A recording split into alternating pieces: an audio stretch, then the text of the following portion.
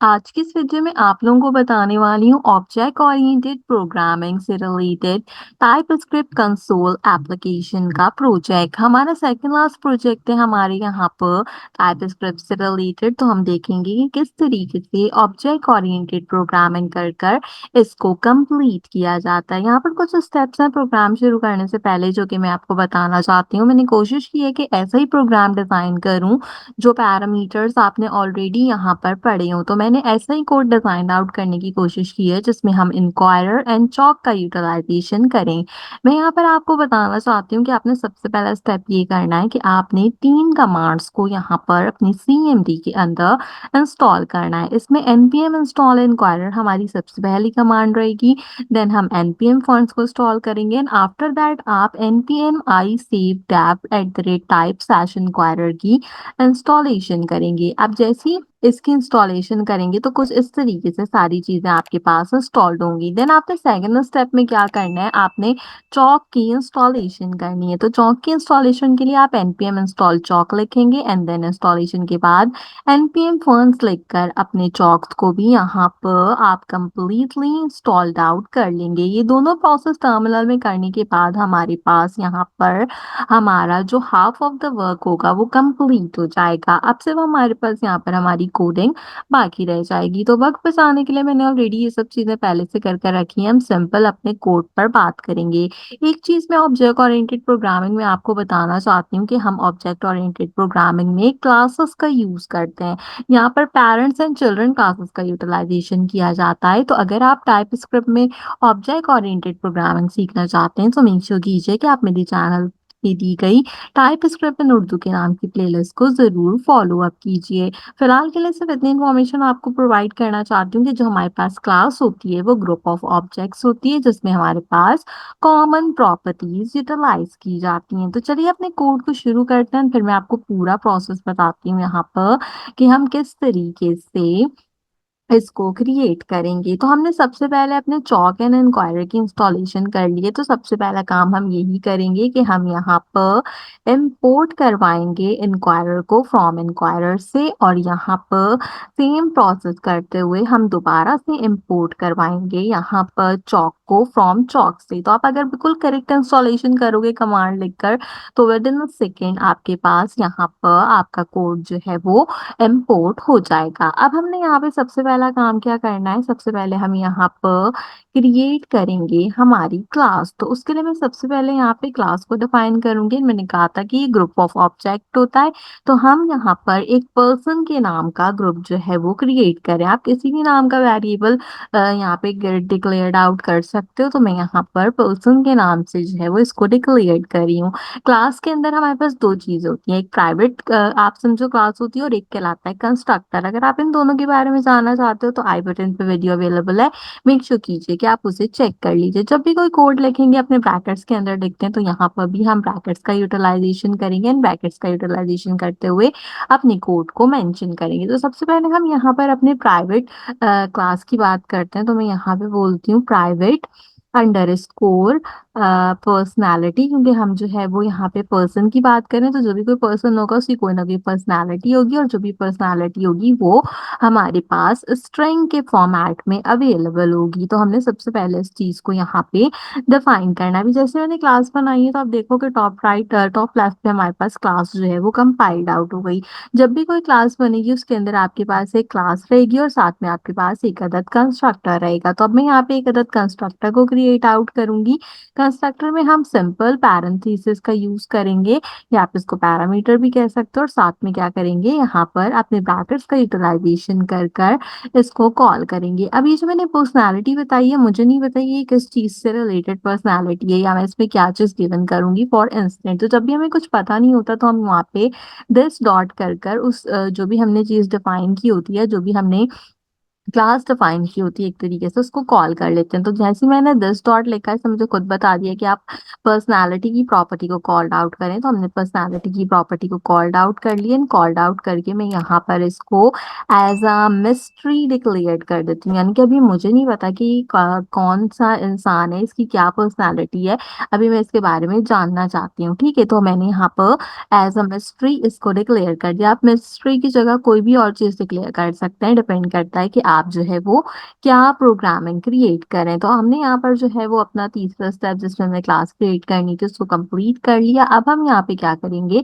अब हम अपनी इस गिवन क्लास के लिए यहाँ पर लेंगे यूजर इनपुट। तो मैं यहाँ पे यूजर इनपुट को जो है वो सबसे पहले प्रोवाइड आउट करूंगी, जिसके लिए मैंने यहाँ पर यूजर इनपुट के ही नाम से जो है वो एक अदद यहाँ पे आप समझे फंक्शन क्रिएट कर लिया। इस फंक्शन के अंदर मैं इफ एल्स का यूटिलाइजेशन करूंगी, सिंपल फंक्शन रहेगा। ठीक है, तो इफ एल्स का फंक्शन क्रिएट किया, वेरिएबल में मैं इनपुट ही नाम डिफाइन कर देती हूँ। और क्योंकि हम ऑलरेडी पर्सनालिटी स्ट्रिंग रख कर आए हैं, तो यहाँ पर जो भी इनपुट होगा वो भी मेरे पास किस में होगा, वो भी मेरे पास स्ट्रिंग के अंदर अवेलेबल होगा। यानी कि उसकी जो डेटा टाइप होगी वो मेरे पास क्या होगी, वो मेरे पास यहाँ पर बेसिकली स्ट्रिंग होगी। आपने मेक श्योर करना है कि ये डेटा टाइप आपके पास स्ट्रिंग आनी चाहिए।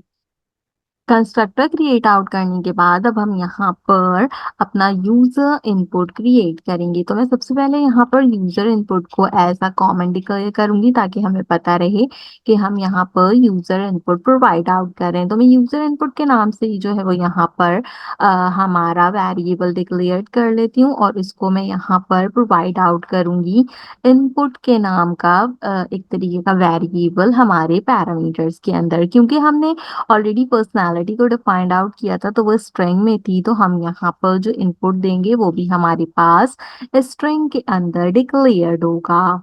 अब हमने यहाँ पे दोबारा से अपने ब्रैकेट्स का यूज करना है। ब्रैकेट्स का यूज करके मैं इफ एल्स की स्टेटमेंट प्रोवाइड करूंगी। तो मैं आपके लिए यहाँ पर जो है वो मेंशन भी कर देती हूँ, ताकि आपको पता रहे कि हम जो है वो कौन कौन से स्टेप्स में कौन कौन सी चीजों को कंटिन्यू कर रहे हैं। इफ एल्स की स्टेटमेंट में हमेशा हमारे पास दो कंडीशंस होती हैं। तो सबसे पहले हम क्या करेंगे, हम इफ की कंडीशन का यूटिलाइजेशन करेंगे। मैं कहती हूँ कि अगर मेरा इनपुट डॉट इंक्लूड्स जो है यहाँ पे, यानी कि मेरे जितने भी स्ट्रिंग मेथड्स हैं वो सब मैंने इंक्लूड्स कर लिए हैं इसके अंदर, किस चीज के बराबर हो, वो मेरे पास यहाँ पर मैं मेंशन करूंगी अपनी सर्च स्ट्रिंग, स्ट्रिंग पोजीशन और नंबर को यहाँ पर। यानी कि जो भी मेरा related to the object oriented programming मेरे पास रिटर्न जो स्टेटमेंट होगी सर्च स्ट्रिंग की, मैं उसको यूटिलाइज करूंगी। तो यहाँ पे कहता है return true if search string appear as a sub string of the result of the converting the object to a string at one or more position that are greater than and equal to the position, otherwise return false. Basically return की command है, लेकिन हम यहाँ पे क्या कर रहे हैं, हम रिटर्न का यूज करने के बजाय सर्च स्ट्रिंग का यूज कर रहे हैं। और सर्च स्ट्रिंग का यूज करते हुए हम यहाँ पर प्रोवाइड आउट कर रहे हैं हमारी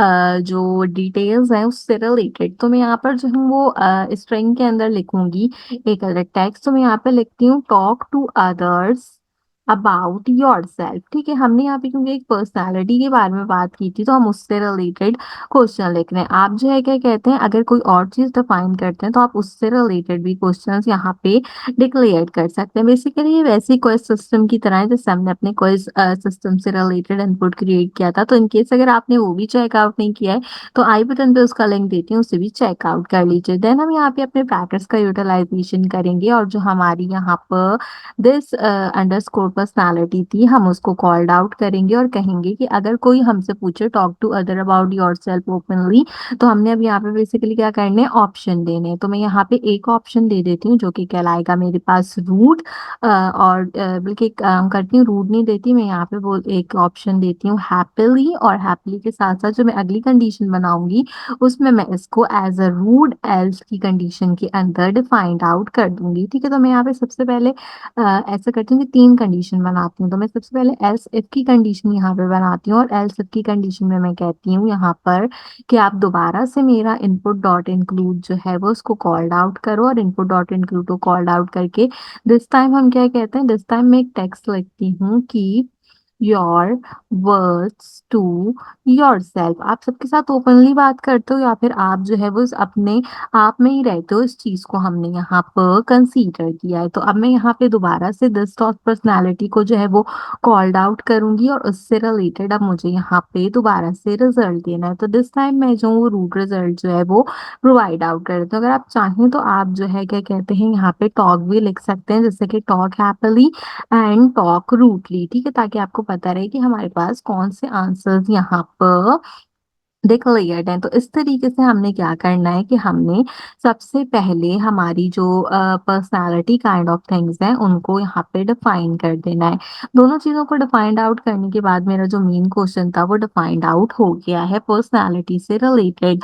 अब मुझे यहाँ पे क्या करना है, अब मुझे यहाँ पे जो है वो अपना पर्सनालिटी से रिलेटेड एक अदद रिटर्न फंक्शन क्रिएट करना है। तो मैं यहाँ पे सबसे पहले रिटर्न फंक्शन लिखूंगी, क्योंकि क्लासेस के साथ हम जो भी फंक्शंस बना रहे हैं उसमें सबसे ज्यादा रिटर्न फंक्शन का यूटिलाइजेशन किया जाता है। तो हम यहाँ पर भी रिटर्न फंक्शन को यूज करेंगे। तो रिटर्न फंक्शन को यूज करते हुए मैं यहाँ पे सबसे पहले गेट पर्सनालिटी को कॉल्ड आउट करूंगी, जो कि मैंने यहाँ पर डिफाइंड आउट की थी। और साथ ही साथ क्या करेंगे, हम जो है यहाँ पे गेट पर्सनालिटी का बेसिकली क्या बना रहे हैं, रिटर्न फंक्शन। तो रिटर्न फंक्शन में आपको पता है कि हमारे पास क्या होता है कि जो भी हमारी वैल्यू होती है हम उसको रिटर्न करा देते हैं। तो इस केस के अंदर हमारे पास दिस डॉट पर्सनालिटी हमारी रिटर्न फंक्शन पर्सनालिटी होगी। तो यहाँ पर हमने जो हमारी इम्पोर्टेंटली फंक्शन थे पर्सनालिटी से रिलेटेड वो सारे के सारे क्रिएट आउट कर लिए हैं।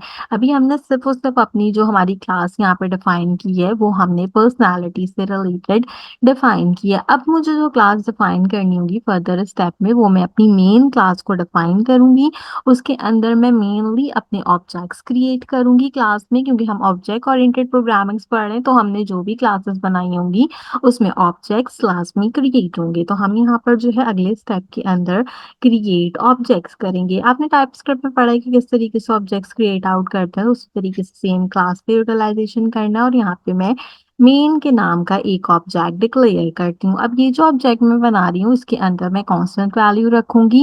एंड जिस तरीके से हम टाइप नेम मैसेज चॉइसेस करके अपना ऑब्जेक्ट क्रिएट करते हैं, हम सिंपल उसी तरीके से इसको भी यूटिलाइज करेंगे। तो क्योंकि ये हमारा पब्लिक ऑब्जेक्ट है तो मैंने इसका नाम पब्लिक डिफाइन किया और यहाँ पर हमने अवेट का फंक्शन यूज करना है, क्योंकि आपको पता है कि जब भी हम इंक्वायरर का यूज करते हैं तो अवेट की प्रॉपर्टी उसके साथ यूज की जाती है। तो हम यहाँ पे अवेट का यूटिलाइजेशन करेंगे और अवेट का यूटिलाइजेशन करने के लिए आपने हमेशा एसिंक मेन की प्रॉपर्टी यूज करनी होती है। एसिंक तो हमारे पास क्या है, एसिंक्रोनस, और मेन जो है वो मेरी क्लास का मेन एलिमेंट है। इसके बाद मैं यहाँ पे अपना जो है वो अवेट का फंक्शन कॉल्ड आउट करूंगी। तो मैं यहाँ पे लिख देती हूँ अवेट कॉल्ड आउट, ताकि आपको पता रहे कि हमने अवेट को जो है वो यहाँ पे कॉल्ड आउट किया। अवेट को कॉल्ड आउट करते हुए मैं यहाँ पे कांस्टेंट वैल्यू डिक्लेयर करूंगी, क्योंकि अवेट की वैल्यू ऑब्वियसली कांस्टेंट होती है। मैं कहती हूँ कि मेरा जो भी कोई आंसर है वो किस चीज के बराबर होना चाहिए, वो मेरे पास यहाँ पे अवेट